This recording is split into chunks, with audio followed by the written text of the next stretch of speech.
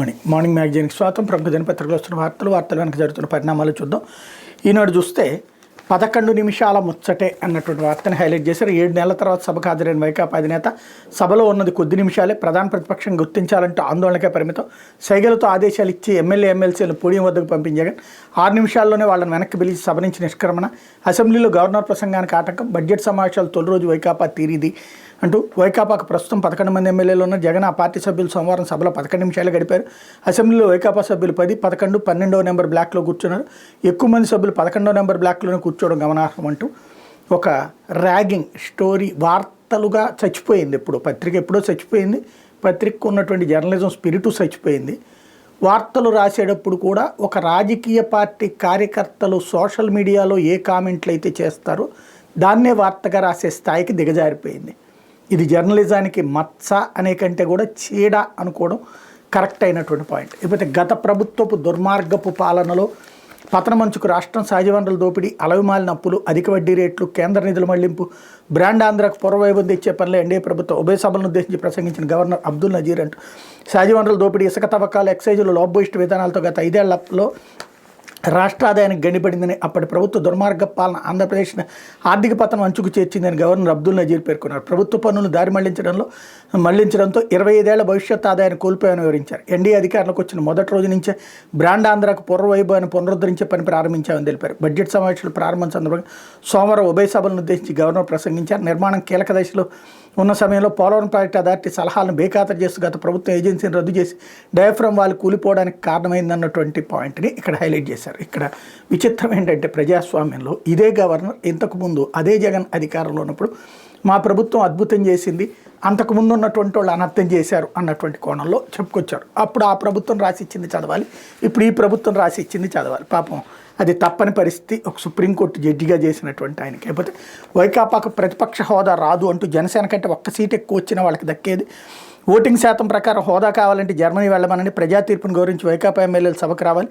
ఉప ముఖ్యమంత్రి పవన్ కళ్యాణ్ 11 సీట్లు సాధించిన వైకాపాకు 5 ఏళ్లు శాసనసభలో ప్రతిపక్ష హోదా రాదని ఉప ముఖ్యమంత్రి పవన్ కళ్యాణ్ తేల్చి చెప్పారు. ఓట్ల శాతం ప్రకారం హోదా కావాలంటే వాళ్ళంతా జర్మనీ వెళ్ళాలని ఎద్దేవా చేశారు. జర్మనీలో వచ్చిన ఓటింగ్ శాతాన్ని బట్టి రాజకీయ పార్టీలకు స్థానాలు కేటాయిస్తారని, మన రాజ్యాంగం ఆ విధానాన్ని ఇవ్వలేదు కాబట్టి ఇక్కడ కుదరదని అన్నారు.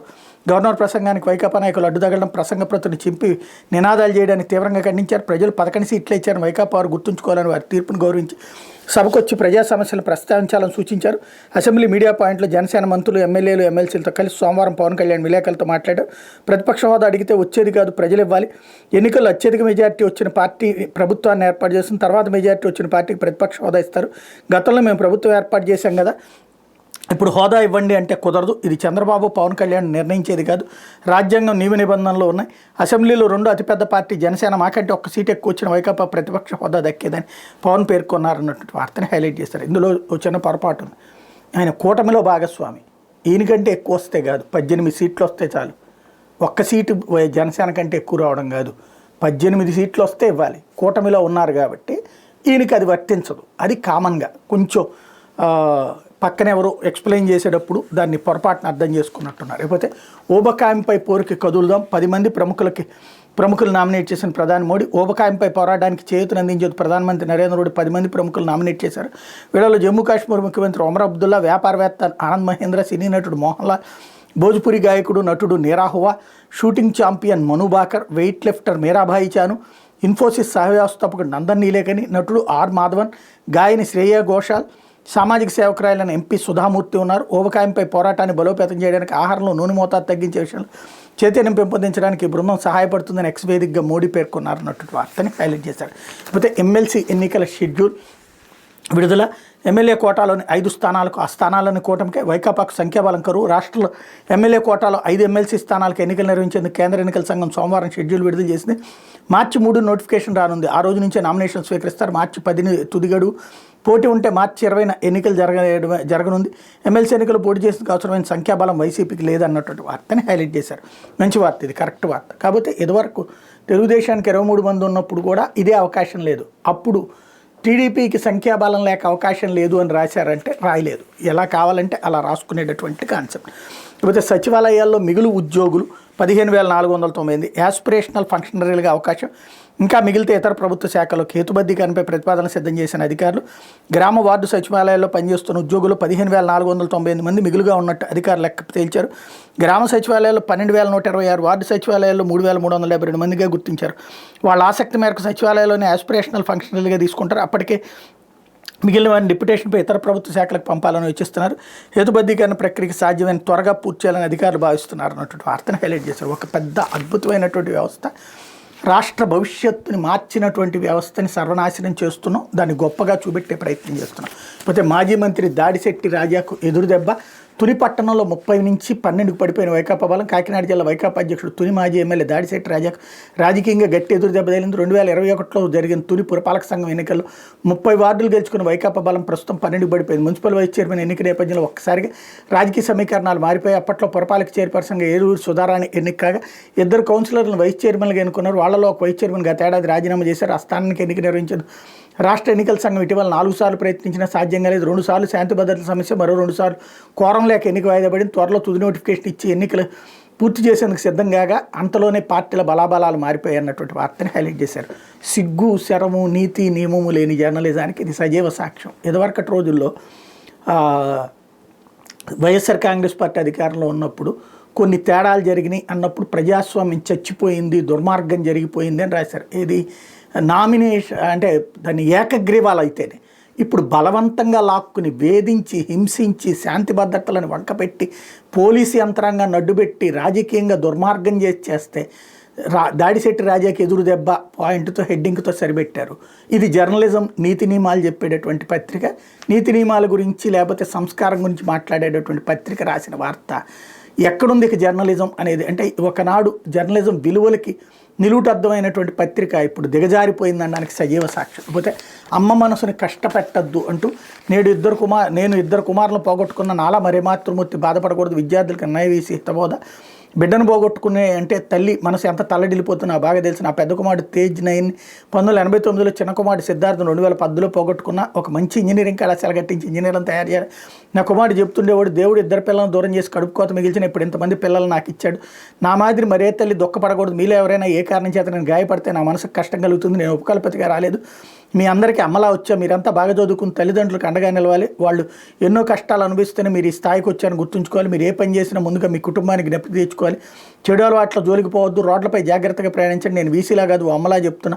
పిల్లలకు జరగరాంది జరిగితే తల్లుల మనసు విలవిల్లాడిపోతుంది. అమ్మ మనసును కష్టపెట్టద్దు అంటూ నన్నయ్య విశ్వవిద్యాలయ ఉపకులపతి ఆచార్య ఎన్ ప్రసన్నశ్రీ విద్యార్థులకు హితబోధ చేశారు. ఇంజనీరింగ్ కళాశాల విద్యార్థి ఎన్ శ్రీకాంత్ గత ఏడాది రోడ్డు ప్రమాదంలో మృతి చెందాడు. అతని జ్ఞాపకార్థం సోమవారం వాలీబాల్ టోర్నమెంట్ నిర్వహించారు. ఈ కార్యక్రమాన్ని ముఖ్య అతిథిగా హాజరైన వీసీ శ్రీకాంత్ మృతి గురించి తెలుసుకుని బాధపడి 2 బిడ్డలను కోల్పోయి తాను పడుతున్న వేదన వివరించారన్నటువంటి వార్తని హైలైట్ చేశారు.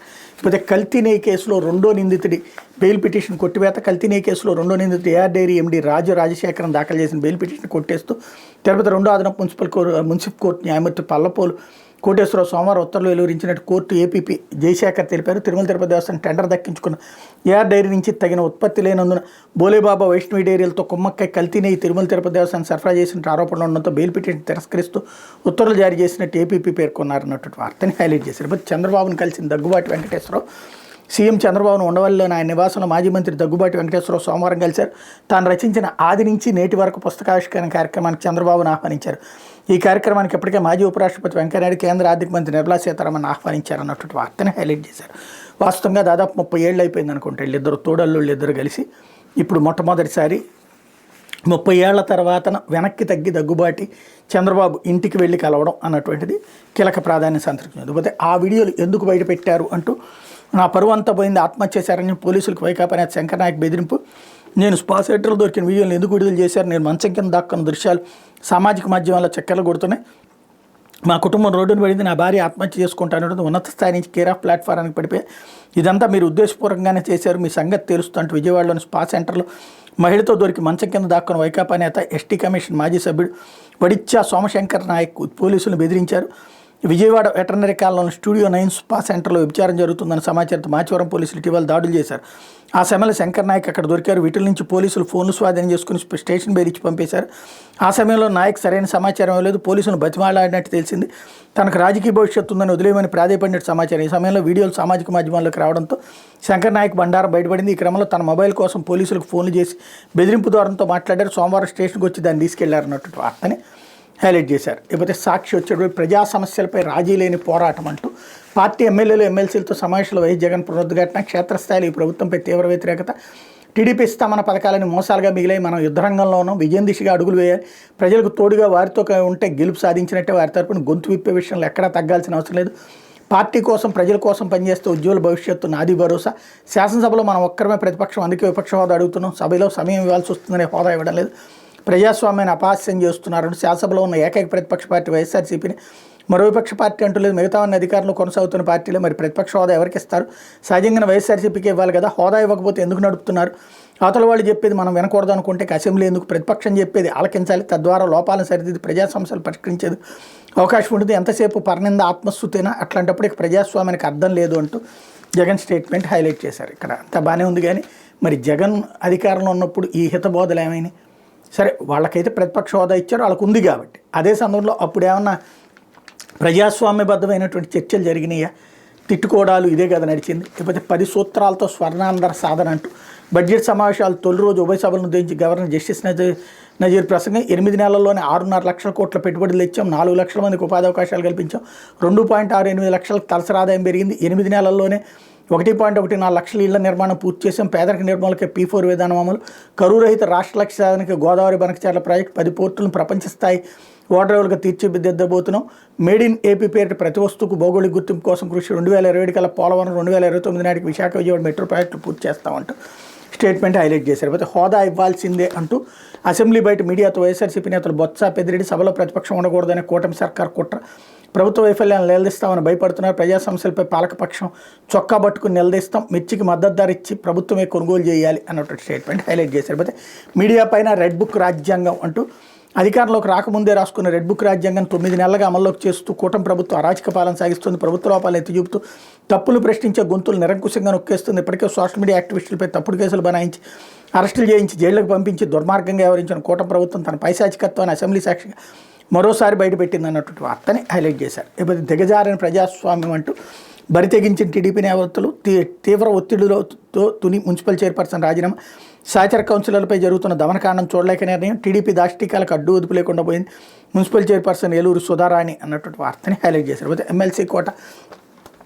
ఎమ్మెల్యే కోట ఎమ్మెల్సీ ఎన్నికలకు షెడ్యూల్ 5 స్థానాలకు మార్చి 3 నోటిఫికేషన్ అన్నటువంటి వార్తని హైలైట్ చేశారు. అయితే ఉద్యోగానికి ఇంటర్న్ బాట. క్షేత్రస్థాయిలో నైపుణ్య శిక్షణ ఉపాధి కల్పన కోసం PM ఇంటర్న్షిప్ స్కీమ్. మొదటి దశలో భారీగా దరఖాస్తులు. దేశంలో ఇంటర్న్షిప్ ఆఫర్లు అందుకున్న వాళ్ళు 82,077 మంది. శిక్షణ పొందిన వాళ్ళు 28,141 మంది. ఇంటర్న్షిప్ అవకాశం టాప్ 500 కంపెనీలు. ప్రతి నెల స్టైఫండ్ 5,000 రూపాయలు. ఏపీ నుంచి ఎంపికైన వాళ్ళు 4,973 మంది అన్నటువంటి వార్తని హైలైట్ చేశారు. అయితే మళ్ళీ కూలిన సొరంగం అంటూ మరో మీటర్ మేర పెరిగిన మట్టి. శిథిలాల ఎత్తు. 3వ రోజు చిక్కని కార్మికుల జాడ. శ్రీశైలం ఎడవగట్టు కాలం ఒకటో సొరంగం పైకప్పు మళ్లీ కూలింది. లోపల పెరిగిపోయిన మట్టి శిథిలాల ఎత్తు మరో మీటర్ మేర పెరిగిపోయింది. దానితో నీటి ఊట నిరంతరం కొనసాగుతుంది. దీంతో సహాయక చర్యలు కొనసాగింపు మరింత కష్టంగా మారింది. సొరంగంలో చిక్కుపోయిన వారి కోసం చేపట్టిన 5వ రెస్క్యూ ప్రయత్నం విఫలమైంది. ఉమ్మడి నల్గొండ జిల్లాలో 4.15 లక్షల ఎకరాలకు సాగునీరు. వందలాది ఫ్లోరైడ్ పీడిత గ్రామాలకు సురక్షిత తాగునీరు అందించేందుకు రాష్ట్ర ప్రభుత్వం SLBC ప్రాజెక్టు చేపట్టింది. ఇందులో భాగంగా 43.93 కిలోమీటర్ల పొడవైన భారీ సొరంగాన్ని నిర్మిస్తున్నారు. నాగర్ కర్నూలు జిల్లా దోమలపెంట వద్ద నుంచి 13.94 కిలోమీటర్ల లోపల వరకు తవ్వకం పూర్తయింది. అక్కడ పనులు చేస్తుండగా శనివారం ఉదయం 8:30 గంటలకు సొరంగం పైకప్పు కూలి 8 మంది కార్మికులు ఉద్యోగులు గల్లంతయ్యారు. వారిని రక్షించడానికి ఆదివారం మధ్యాహ్నం వరకు చేసిన 3 ప్రయత్నాలు కూడా విఫలమైంది. 4వ ప్రయత్నం ఆదివారం అర్ధరాత్రి 1 గంటకు సొరంగం లోపలికి వెళ్ళిన రెస్క్యూ బృందం సోమవారం ఉదయం 7 గంటల సమయంలో బయటకు వచ్చింది. 5వ ప్రయత్నంగా సోమవారం మధ్యాహ్నం 3:30 గంటలకు మరో రెస్క్యూ బృందం సొరంగంలోకి వెళ్ళింది. సొరంగం కూలిన ప్రాంతంలో ఆదివారంతో పోల్చితే సోమవారం నాటికి మట్టి శిథిలాల ఎత్తు పరిమాణం గణనీయంగా పెరిగాయి. దీంతో అక్కడే మరోసారి సొరంగం పైకప్పు కూలి ఉంటుందని సహాయక చర్యలను పర్యవేక్షిస్తున్న ఉన్నతాధికారులు అంచనాకు వచ్చారన్నటువంటి వార్తని హైలైట్ చేశారు. అయితే గర్భిణులు, బాలింతలు టార్గెట్గా సైబర్ నేరాలు. ప్రజల ఆశ అమాయకత్వాన్ని ఆసరాగా చేసుకుని సైబర్ నేరగాలు రెచ్చిపోతున్నారు. వివిధ ప్రభుత్వ పథకాల లబ్ధిదారులకి లింకులు పంపి వాటిపై క్లిక్ చేసిన వారి ఖాతాలను కొల్లగొడుతున్న ఘటనలు ఇటీవల కాలంలో చోటు చేసుకున్నాయి.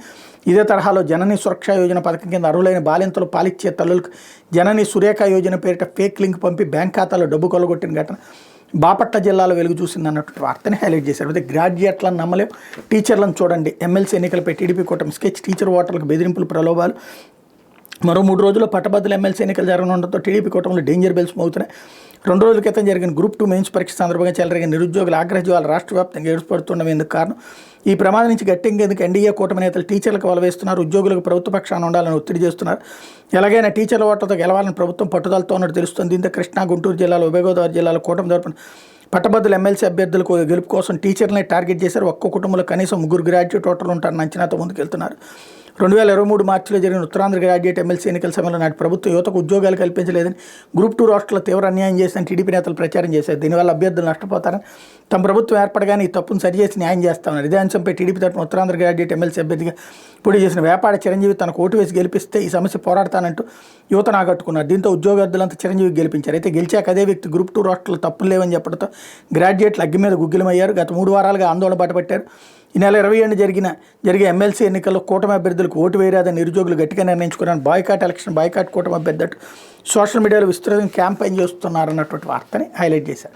అయితే ఆంధ్రజ్యోతి 60 days టెన్షన్ అంటూ జగన్ భయపెట్టిన అనర్హత వేటు, పరుగున సభకు హాజరు, ఆర్టికల్ 109(4)లో 60 రోజులు గైర్హాజరు నిబంధన. ఆ లెక్క చూసుకున్న ఇంకా చాలా గడువే ఉంది. ఈ సెషన్కి రాకుండా 43 రోజులు గైర్హాజరైన సోమవారం సభకు వచ్చినా రానట్టే, గవర్నర్ ప్రసంగం లాంఛనప్రాయం, అసెంబ్లీ పనిదినం కిందకి రాదు, జగన్పై అనర్హత వేటు కత్తి వేలాడుతున్నట్టే, ఒట్టు తీసి గట్టును పెట్టి మరోసారి రావాల్సిందే అంటూ ఒక వార్తని హైలైట్ చేశారు. లేకపోతే దుష్పరిపాలన నుంచి విముక్తి అంటూ గవర్నర్ స్పీచ్ ఇక్కడ హైలైట్ చేశారు. అలాగే సుపరిపాలన దిశగా అడుగులని.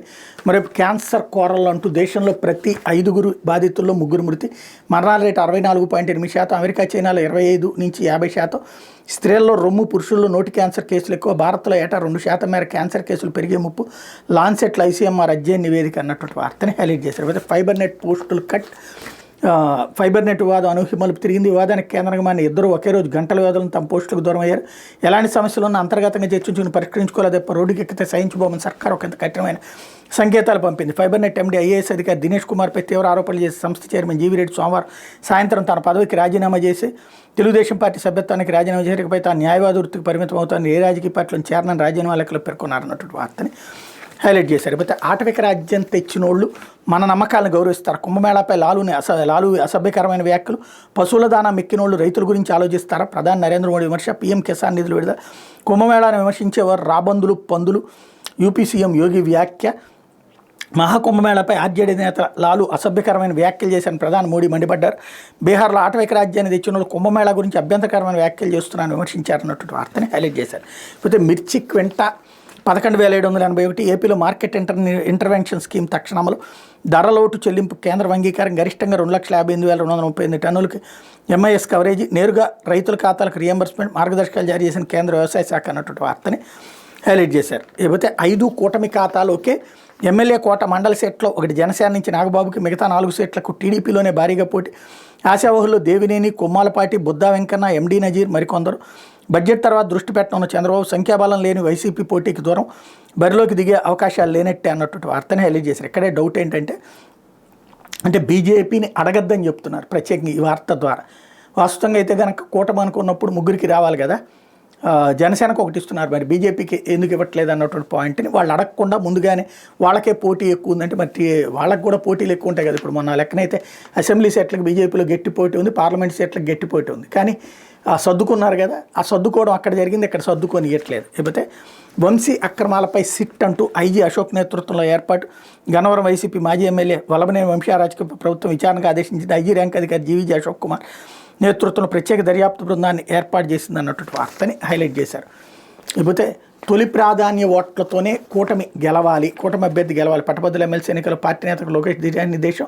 ఉభయ గోదావరి, కృష్ణా, గుంటూరు జిల్లాల పట్టభద్రుల ఎమ్మెల్సీ ఎన్నికలు తొలి ప్రాధాన్య ఓట్లతోనే కూటమి అభ్యర్థులు భారీ మెజార్టీతో గెలవాలని మంత్రి నారా లోకేష్ పార్టీ నేతలకు దిశానిర్దేశం చేశారు. ఉండవల్లి నివాసంలో పార్టీ సీనియర్ నేతలతో ఎమ్మెల్సీ ఎన్నికలపైన సోమవారం సమీక్ష నిర్వహించారన్నటువంటి వార్తని హైలైట్ చేశారు. ఇది దినపత్రికలో వచ్చినటువంటి వార్తలు వెనకాల జరుగుతున్న పరిణామాలు.